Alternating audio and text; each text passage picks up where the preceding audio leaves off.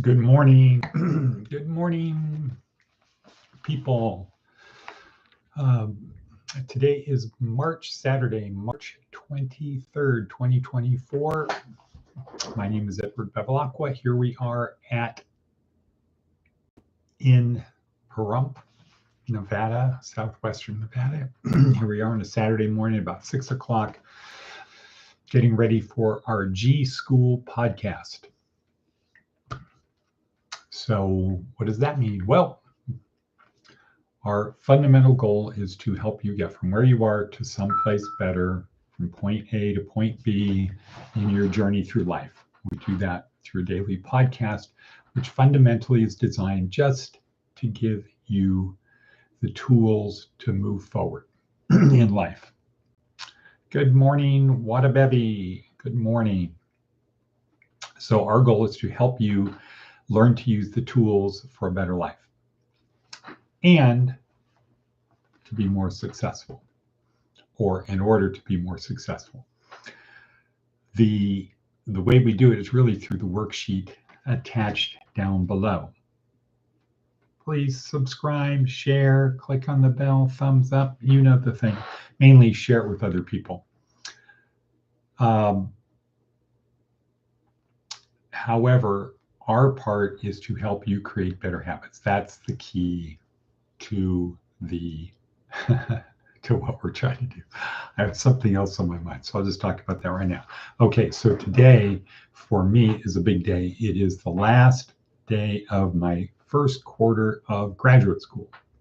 What does that mean? Well, that means it's 6 hours. It's from 9 to 3, a Zoom call from 9 to 3 in the class, and I also have to give my presentation of my research paper, which is attached in the worksheet, which has a link down below. Maybe I'll remember when this over is just to attach a link to the draft of my final paper. It's not quite done. I'll have about an hour from about 8 to 9 to finish polishing it up, and about an hour from 8 to 9 to polish up before class starts. Then I got to turn it in. I have to make a presentation on it. So yeah, so my mind is really focused on 8 o'clock after I do the peloton and who knows what. Maybe I'll go get a Starbucks, maybe not. I don't know. Depends how the paper turns out.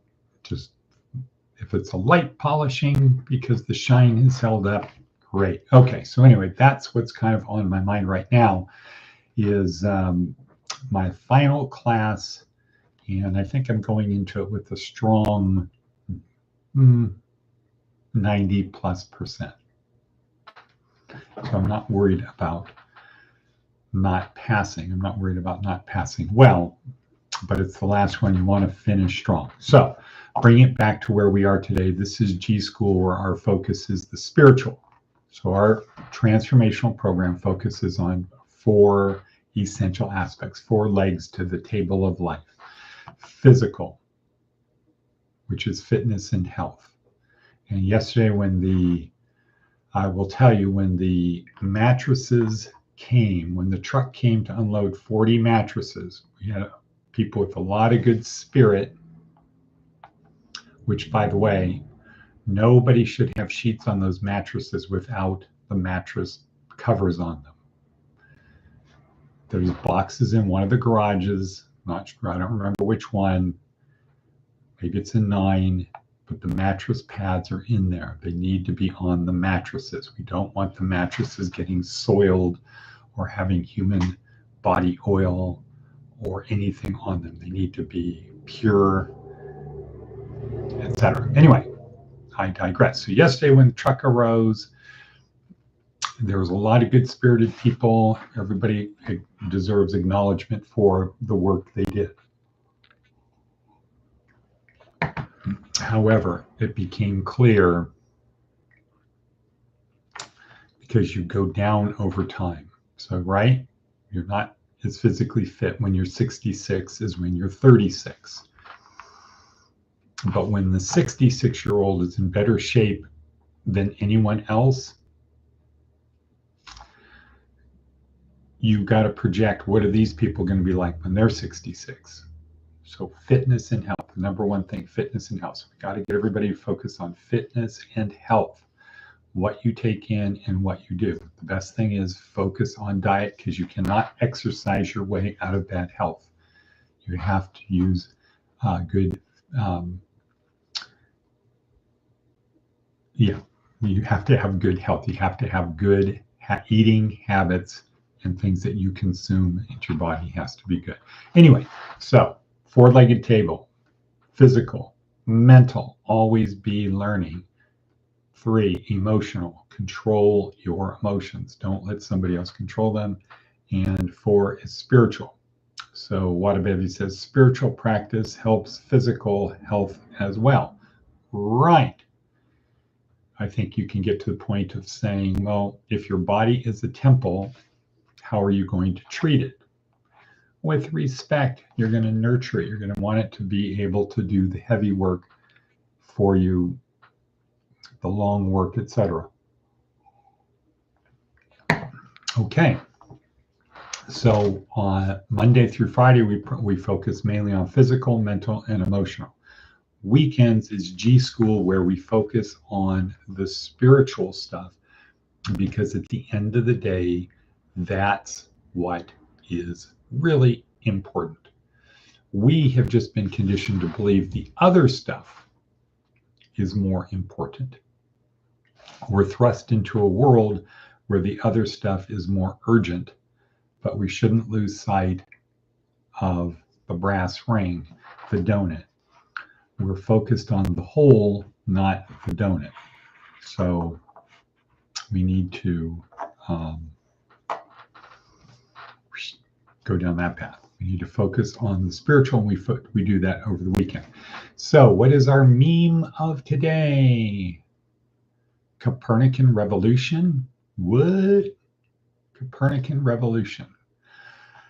So let's just jump right into Wikipedia talking about the Copernican revolution. The Copernican revolution was the paradigm shift from the Ptolemaic model of the heavens, Ptolemy, Greek mathematician, astronomer, all around smart dude, which described the cosmos as having Earth stationary at the center of the universe, to the heliocentric model with the sun at the center of the solar system.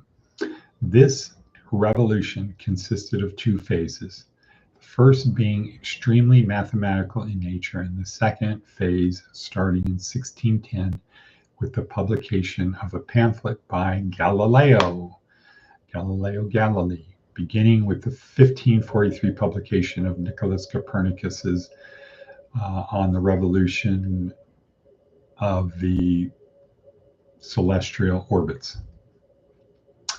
So Copernicus came along in 1543 with a thing saying, it doesn't make sense that the Earth is at the center of the universe. The sun is at the center of our solar system. And then roughly 70 years later, 67 years later, along comes Galileo with his telescope to say, yes, the Earth is not the center.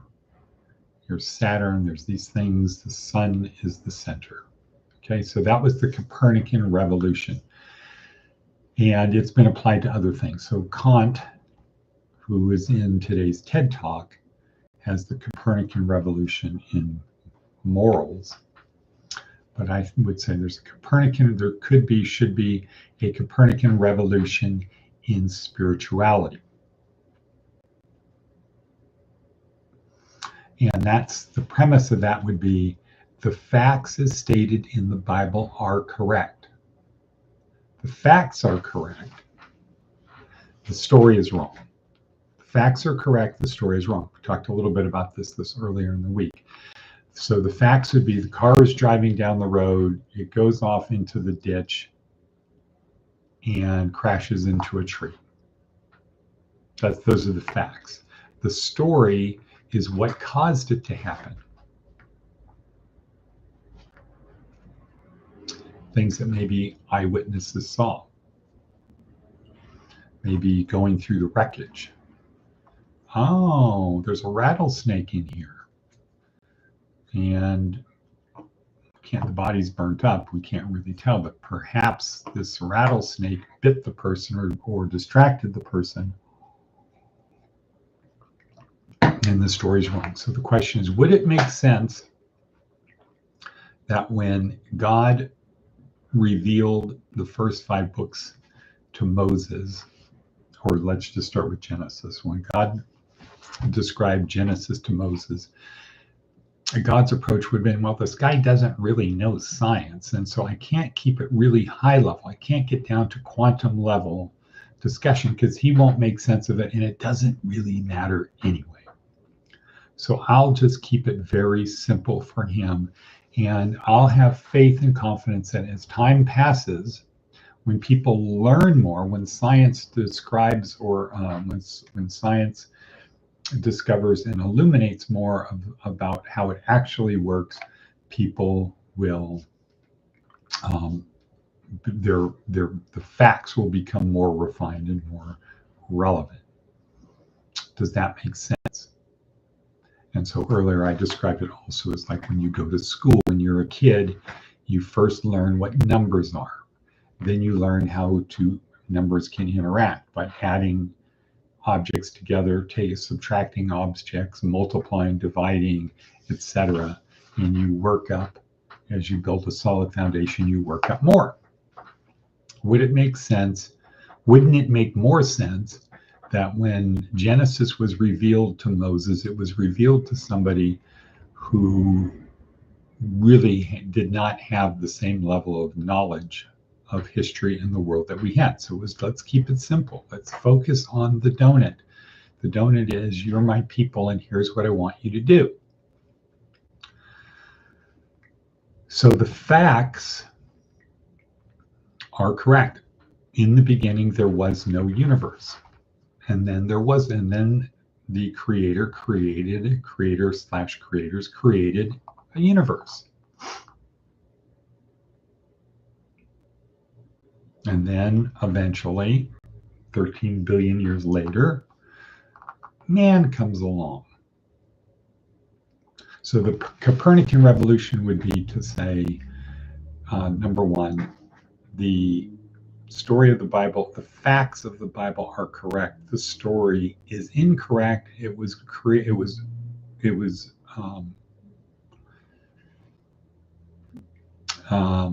described, revealed for a people at that time. At that time, those people were much different than ours. And if I had time, I could do a Google search to compare the average IQ of somebody in the year 1900, somebody with an average IQ in the year 1900, what would their IQ be today? There was a TED talk I saw about this, and it was like, if you took somebody from who had 100 IQ in the year 1900, their IQ today would be about 70. Because the average has gone up, because we have learned more. We know more than they knew back then. So it could be that the average IQ of somebody, take somebody from 2,000 years ago, 3,000 years ago, and say, well, their average IQ, what they knew, if their average IQ then was 100, what would that be today? And it could be like the level of a third grader. Who knows, I don't know. It could be 40, it could be 30. That would be an interesting thing to find out. And then you can work your way backwards and say, well, if the average IQ of somebody back when the Bible was first written, when Moses first wrote it down, the story down, it's revealed by God, the story of Abraham and Noah, et cetera, its ancestors. If Moses had an IQ of 120 and the average person was an IQ of 100, what would that be today? You say that, and you say, okay, so If the average IQ of a person back then was what it is today, would the Bible have been written differently? Yeah. Like you could say, yeah, they would talk about things like, why is the universe 13.8 billion years old? Why is the universe so large? Is there other life in the universe? What about quantum mechanics? What about dark energy? What about dark matter? What about et cetera, et cetera, et cetera? The Bible would be much different today. So that first point of the Copernican revolution in the Copernican revolution in religion or theology would be the facts of the Bible are correct, but the story is not correct because it was written for a people that have a lower IQ than we have today. And it was written with the expectation that as the IQ went up, the story became more refined. However, what actually happened is our story has gotten locked in. We don't even question the story anymore. Okay, we say that's it. Well, according to the Bible, the earth is 9,000 years old. So this thing about dinosaurs and this thing in the Grand Canyon being millions of years old, no, God just made it look like it's millions of years old. It's really only 10,000 years old. And of course, that leads to a problem. If the Grand Canyon is only like 10,000 years old, because the earth is only 10,000 years old, why would God make it look like it was millions of years old? Why would he want to deceive us? What difference would it make? And then people will resort to, well, I don't know what God thinks. He had a reason for doing it. But God doesn't deceive us. So why would he deceive us by me? And it gets to be, and this is what Copernicus was solving, was when the earth is the center of the universe and the sun and the planets revolve around it, it looks like Mars goes backwards. As Earth is circling the sun faster than Mars is ahead of the Earth is catching up, and it passes it. So we understand it that way. But if the Earth is the center, it looks like Mars is going around and it does the loop, it goes backwards, does the loop, and then goes forward. And of course, that's a big problem to solve. Unless you say, well, the Bible says that's what it is. The Earth is the center of the universe, so I believe that, and all of this other stuff is who. Okay, so that's the problem with religion. And so I would say, and we're wrapping this up, I would say the problem is religion is greatly declining. Pew Research study shows it's declining fast, and it's declining fast because today's person says, I can't accept that the earth is 10,000 years old. It makes no sense. When science is saying this and you have a book saying something different, I can't accept that. And of course, the people who do accept it can't accept that maybe the facts are right, but the story is wrong. The facts are right, but the story is wrong. Another one would be our belief, our interpretation from the Bible. The hardliners' interpretation is man is made in the image of God. We look at ourselves and say, God looks like us. On the other hand, the Copernican revolution would say, no, God is spirit. And man is made in the image of God. Man is spirit. This is just the earthly form. This is just the form that we have right now, but our essence is spirit.